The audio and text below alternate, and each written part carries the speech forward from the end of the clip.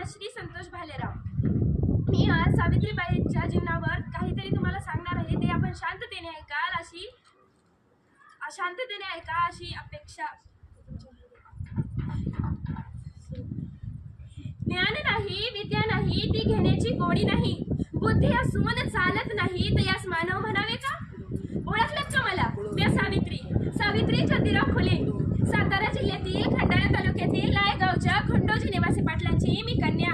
वयाच्या अवघ्या 9व्या वर्षी ज्योतिराव फुले नावाच्या माणसाशी माझं लग्न झालं. आणि हळूहळू मला कळायला लागलं की ज्या माणसाशी माझं लग्न झालंय ना, तो कोणी अन्य साधारण माणूस नाही, तर या जगाला ऊर्जा देणारा एक क्रांती सूर्यच आहे. त्या काळी कसं बायांना उंबरच्या ओलांडायची पद्धत नव्हती. बाईच्या जातीने कसं आपण बरं, आपलं काम भलं आणि आपल्या घरातली माणसं, स्त्री पुरुष उच्च नीच असा लय भेदभाव होता. पण या सर्वांवर एकच उपाय होता, ते म्हणजे शिक्षण. शिक्षणाचा ध्यास हा एकच विचार ज्योतिरावांच्या मनात असायचा.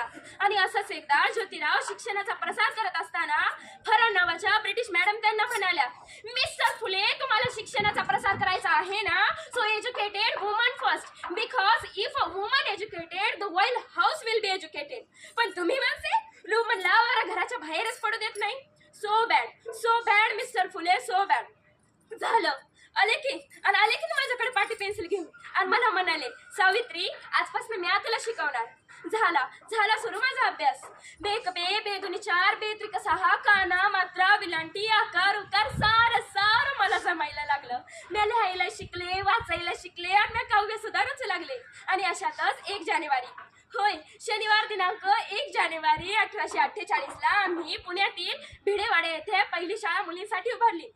आणि मी त्या शाळेची पहिली शिक्षिका आणि मुख्याध्यापिका सुद्धा. शेळपटलासारखं जगलात ना तर काम तमाम होईल. अहो, शेळपटलासारखं जगलात ना तर काम तमाम होईल, पण जर वाघासारखं जगलात ना तर नाव होईल. पण समाजाचं मात्र धर्म बुडाला म्हणून कोल्हेकोई सुरूच होती. अहो, एखाद्या सर्वसामान्य माणसानं शिक्षण घेतलं तर कोणता धर्म बुडतो? इतका तकलादू असू शकतो का हा धर्म? माणसासाठी धर्म असतो की धर्मासाठी माणूस? शाळेत जाताना चिखल फेकला, मी सहन केलं. शेण फेकलं, खुंकले, लोक शिव्या दिल्या, तरीही सहन केलं. पण आता माझ्या सहनशीलतेचा अंत झाला होता. आणि अचानक एक धटिंगर माझ्या समोर येतो आणि मला म्हणतो, ए टावळे, कुठं निघालीस? अगं, आधी आमच्या पोरीबाळींना शिकवणं बंद कर. अगं, तुला तुझी आबरू प्यारी आहे की ते शिक्षण?